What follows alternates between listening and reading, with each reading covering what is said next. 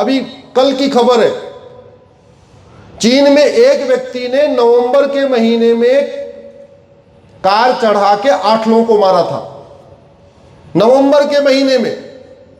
आज अभी फरवरी है, 4 दिन पहले यानी जनवरी में, यानी नवंबर दिसंबर जनवरी यानी 3 महीने के अंदर फांसी हो गई।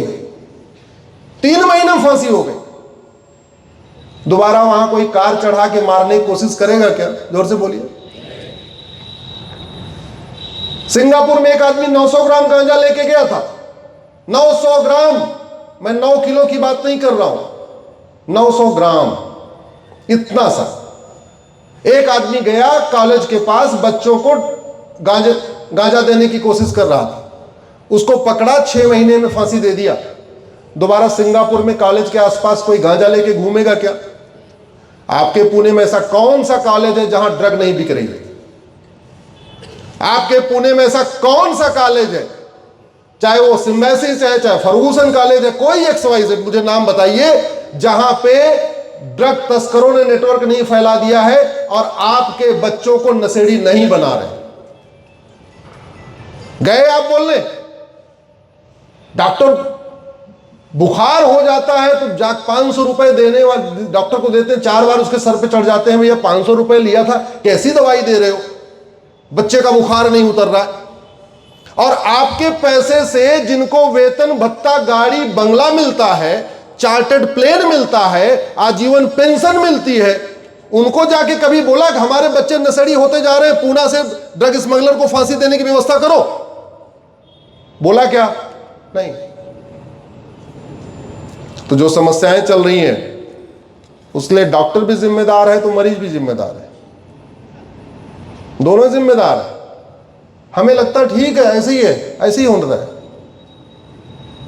कभी आपने सुना कि दुबई में, कुवैत में, बहरीन में कोई बांग्लादेशी घुस गया हो? सुना क्या आपने? कभी सुना आपने कि जापान में, सिंगापुर में कोई चला गया हो? और बाकी तो छोड़ दो, हमारे आपके जान पहचान के लोग इतने विदेश में रहते हैं, कोई अमेरिका बिना वीजा के गया क्या? या किसी देश में कोई बिना वीजा के गया? नहीं गया। हमारे यहां क्यों चले आते हैं? हमारे यहां इसलिए चले आते हैं कि 1946 वाला फॉरेनर एक्ट चल रहा है जो महाघटिया है, सड़ा हुआ है। और घुसपैठियों को 10-20 साल की सजा देने के लिए कानून बनाने में कोई लागत आएगी क्या? इस कानून को बदलने में कोई लागत आएगी क्या? नहीं।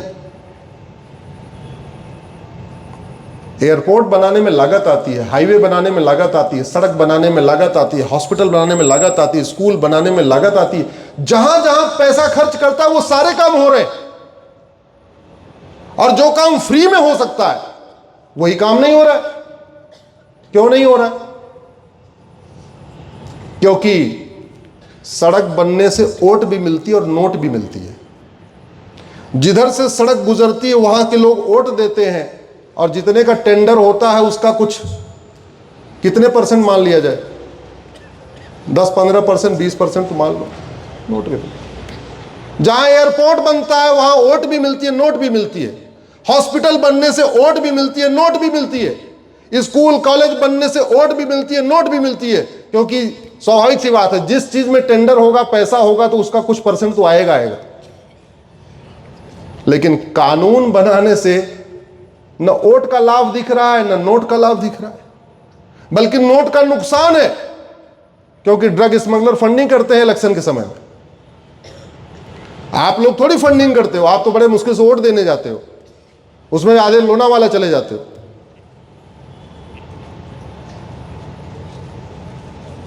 इसीलिए कानून नहीं बदल रहा है। कानून बनवाना है, भारत को सुरक्षित बनाना है, तो आपको कानून बनवाना पड़ेगा। कानून बनेगा तभी भारत बचेगा, और कानून अगर नहीं बदलेगा तो भारत नहीं बच पाएगा। किसी गलतफहमी मत रहिएगा। मैं पूरे देश में इसीलिए घूम रहा हूं, सबको जागृत इसीलिए कर रहा हूं। मैं केवल आपसे बात नहीं कर रहा हूं, अपने दिल पे भी मत ले लेना। आप लोग तो अच्छे हो, आप तो हमारे सोच वाले, इसलिए हमारे सामने बैठे हो। ये वीडियो 4-5 करोड़ लोग देखेंगे। मैं उनको जगा रहा हूं जो सामने नहीं बैठे हैं, जो बाद में यूट्यूब पे देखेंगे। आप तो जागृत हो, आप जागे हुए हो। पूना के लोग तो जागृत हैं, सामने बैठे हुए। इसलिए अपने दिल पे कोई बात मत ले लेना। जो मैं कह रहा हूं आपके लिए कह रहा हूं, आपके लिए नहीं कह रहा हूं। लेकिन माध्यम यही है उनको बताने का जो यहां नहीं आए हुए, इसलिए कहना तो आपसे ही पड़ेगा, आपके सामने कहना पड़ेगा।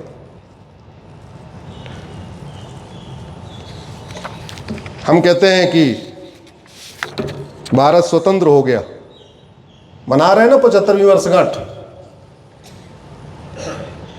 15 अगस्त 1947 के 75 वर्ष पूरे हो गए। 26 जनवरी के 75 वर्ष हो गए। गणतंत्र दिवस अभी मना ही रहे, कुछ दिन पहले ही बनाए। कभी आपने सोचा स्वतंत्र का मतलब क्या होता है? स्वतंत्रता दिवस किस लिए मनाते हैं? स्वतंत्र, स्व मतलब अपना, सेल्फ, तंत्र मतलब सिस्टम। कौन सा सिस्टम हमारा, जरा बताइए। एजुकेशन सिस्टम हमारा है क्या? जोर से बोलिए जरा, आवाज नहीं आ रही है। पुलिस सिस्टम हमारा है क्या? ये देख लो, 1861 का पुलिस एक्ट है, ये आज भी चल रहा है। इसको बदलने में कोई लागत आएगी क्या? नहीं। लेकिन क्यों नहीं बदल रहे? क्योंकि इस कानून के कारण अंग्रेजों ने बनाया था। तो फायदा इसका है कि जो पुलिस पहले अंग्रेजों की गुलाम थी, वर्तमान सरकार की गुलाम हो गई। न पहले जनता की सेवा कर रही थी, ना आज सेवा कर रही। इसलिए 1861 कानून बढ़िया है, चल रहा है। एफआईआर लिखवाने के लिए सांसदों विधायकों की मतलब उनके रिक्वेस्ट करनी पड़ती है, एफआईआर लिखवा दो। और कानून ये घटिया है, इसलिए फर्जी एफआईआर भी हो रही है। कुछ लोग इसलिए परेशान है कि एफआईआर नहीं लिखी जा रही है। कुछ लोग इसलिए परेशान है कि एफआईआर फर्जी लिखी जा रही है। कुछ लोग इसलिए लेकर परेशान है कि 10 अपराध, 3 तरीके का अपराध हुआ, उसमें एक ही धारा लगाई। कुछ लोग इसलिए परेशान है कि अपराध एक हुआ था, 4 धारा लगा दिए। यह कानून महा घटिया है, कानून सड़ा हुआ है, इसीलिए फर्जी शिकायत हो रही है। लाखों लोग झूठी शिकायतों से परेशान हैं। लाखों लोग झूठे एफआईआर से परेशान हैं। लाखों लोग पुलिस के झूठी जांच से परेशान हैं। लाखों लोग झूठी गवाही से परेशान हैं। लाखों लोग झूठे एफिडेविट से परेशान हैं। और लाखों लोग कोर्ट के झूठे फैसले से परेशान हैं। पुलिस सुरक्षा का केंद्र है या भ्रष्टाचार का केंद्र है? ईमानदारी से बताना, दिल पे हाथ रख के। ईमानदार आदमी पुलिस थाने में जाने से डरता है या खुशी होती है जाने में? डरता है। क्यों? क्योंकि 1861 का पुलिस एक्ट चल रहा है। इसलिए कह रहा हूं, डॉक्टर बदलने से बीमारी ठीक नहीं होती। अच्छा, बाकी तो छोड़िए, इवन हमने शब्दों को भी नहीं बदला। पहले जो उसको थाना कहते थे, आज भी थाना ही है। उसको हमने आज तक प्राथमिक सुरक्षा केंद्र घोषित नहीं किया। थोड़ा अगर जो थाना है उस पर अगर लिखा रहे प्राथमिक सुरक्षा केंद्र, तो लोगों को भी वहां जाने में अच्छा लगेगा, और जो वहां काम कर रहे हैं उनको भी थोड़ा लगेगा यार हमारा काम है लोगों को सुरक्षा देना। आज भी वही थानेदार, आज भी वही हवलदार, आज भी वही पेशकार, आज भी वही तहसीलदार। मतलब जो अंग्रेज शब्द देके गए थे, हमने उन शब्दों को नहीं बदला, और हम कहते हैं हम स्वतंत्र हैं। पुलिस सिस्टम गुलामी का, न्यायिक सिस्टम गुलामी का, प्रशासनिक व्यवस्था गुलामी की, टैक्स व्यवस्था गुलामी की, व्यापार व्यवस्था गुलामी का, चुनाव व्यवस्था गुलामी की। 1951 वाला रिप्रेजेंटेशन ऑफ पीपल एक्ट चल रहा है, उसके इतना घटिया कानून आज भी अनपढ़ अनाड़ी गंवार पहुंचते जा रहे, पार्षद प्रधान बन रहे टिकट खरीद खरीद के। कैसे बदलेगा? अरे तब बदलेगा जब आप जैसे बुद्धिजीवी इन पे बोलना शुरू करेंगे। नहीं तो ये कार्यक्रम होगा, वक्ता आएंगे, बोल के चले जाएंगे, और फिर वही काम खत्म। बदलाव तब आएगा जब यहां से जाने के बाद कुछ चिंतन करेंगे, कुछ मनन करेंगे, और अपनी अपनी क्षमता के अनुसार कुछ शुरू करेंगे। मैं तो कहता हूं कि जो लोग 60 से ऊपर हो चुके हैं, बहुत सारे लोग बैठे, आप लोग एक काम करो, बच्चों की शादी वादी हो चुकी है, अपनी जिम्मेदारी से मुक्त हो गए हो, आप लोग प्रतिदिन अपने विधायक और सांसद के घर पे पहुंच के चाय पीना शुरू करो। जितने 60 के ऊपर वाले हैं, आप केवल एक ही काम करो, ग्रुप बनाओ। आखिर पार्क वार्क में बैठते ही हो आप लोग, इधर उधर थोड़े गप्पे वप्पे मारने के लिए बैठते ही हो कहीं न कहीं, वहां क्यों बैठते हो? खाम का अपनी चाय क्यों पीना, अपना बिस्किट क्यों खाना? उधर पहुंचो। आपके यहां तो आमदार खासदार बोलते हैं ना, हमारे यहां उसको सांसद विधायक बोलते हैं। आमदार खासदार के यहां पहुंचो, उनको रोड टोको, ये बताओ भाई, एक दिन बोलो जी घुसपैठिए कब जाएंगे, अगले दिन पहुंच जाओ, बोले आज क्यों आए, बोले आज आए हैं धर्मांतरण रुकवाने के लिए। फिर पहुंच जाओ एक दिन, बोले आज क्यों आए, बोले आज जनसंख्या नियंत्रण कानून की बात करने आए। बोले आप क्या करने आए, बोले जी हम यूनिफॉर्म एजुकेशन सिस्टम लागू करवाने आए। आप लोग इतना करिए, मैं कह रहा हूं बदलाव आ जाएगा। ये मजाक में नहीं कह रहा हूं, सीरियसली कह रहा हूं। हो क्या रहा है, हम अपने आमदार खासदार से केवल अपने व्यक्तिगत काम के लिए मिलते हैं, देश के काम के लिए कभी नहीं मिलते।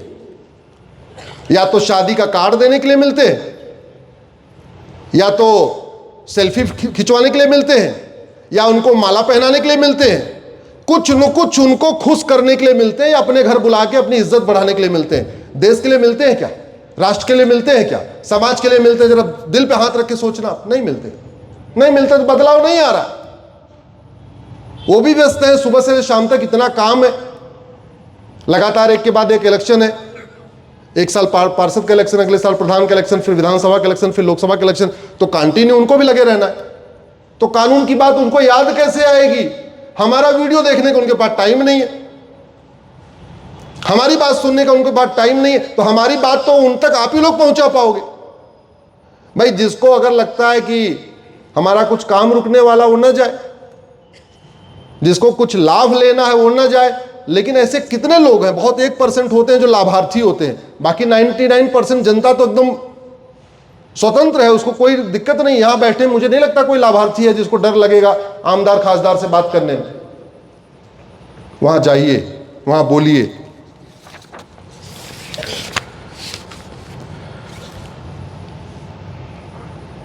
यहां पे कोई 10वीं या 12वीं का बच्चा है क्या? है क्या? सीबीएसई बोर्ड का कोई है?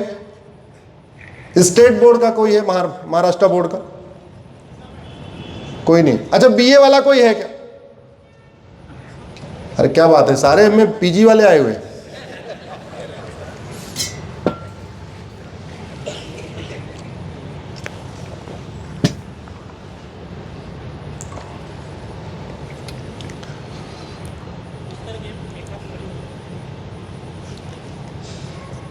आप लोगों को महान विभूतियों को पढ़ाया जा रहा है क्या? क्या सीबीएसई बोर्ड में, आईसीएसई बोर्ड में और महाराष्ट्र बोर्ड में संत ज्ञानेश्वर, संत तुकाराम, संत नामदेव, संत समर्थ रामदास जी, संत गोरा कुमार, संत एकनाथ जी, इनके बारे में पढ़ाया जा रहा है क्या? जोर से बताइए जरा। हमारे छत्रपति शिवाजी महाराज, संभाजी महाराज, साहू जी महाराज, इनमें से शायद शिवाजी महाराज के बारे में पढ़ाया जा रहा है, बाकी के बारे में पढ़ाया जा रहा है क्या? हमारे जितने महान वीर हुए, चाहे वो मोरोपंत पिंगले जी हुए, नीलकांत जी हुए, बालाजी हुए, बाजीराव पेशवा जी हुए, उनके बारे में पढ़ा रहे हैं क्या? नहीं। कितनी शर्म की बात है कि बाजीराव पेशवा के बारे में जानने के लिए हम लोगों को फिल्म देखना पड़ रहा है। किताब में है ही नहीं चैप्टर। महाराष्ट्र में एक से बढ़कर एक महान पुरुष हुए, क्या उनके ऊपर एक किताब नहीं चलाई जा सकती है क्या? चलाई जा सकती है। चलाया क्या? नहीं। पढ़ा किसके बारे में? बाबर, हुमायूं, तुगलक, गजनी, खिलजी, लोधी, इनके बारे में चैप्टर है, लेकिन हमारे महापुरुषों के बारे में चैप्टर है क्या? नहीं। मैंने कहा ना, डॉक्टर बदलने से बीमारी ठीक नहीं होती। और बड़े आश्चर्य की बात है कि हम 1929 में जो अंग्रेजों ने सीबीएसई बोर्ड शुरू किया था, हम इतने भी सक्षम नहीं हुए कि अपना एक नया एजुकेशन बोर्ड बना दें। जो आईसीएसई बोर्ड मिशनरियों ने शुरू किया था, हम इतने भी सक्षम नहीं हुए एक हम अपना नया एजुकेशन बोर्ड बना दें। अंग्रेजों का मैकाले ने 1929 में शुरू किया था सीबीएसई बोर्ड, आज भी वही चल रहा है। 1951 में आईसीएसई बोर्ड, आज भी वही चल रहा है। वही किताबें, वही चीजें, क्यों नहीं बदल रही हैं? क्योंकि डिमांड भी नहीं हो रही है, शायद डिमांड नहीं हो रही है। मेरा मानना है कि भारत और जापान में दो अंतर है। उनकी शिक्षा में संस्कार है और उनकी कानून में खौफ है। भारत की न शिक्षा में संस्कार है, न इसलिए न भारत के कानून में खौफ है।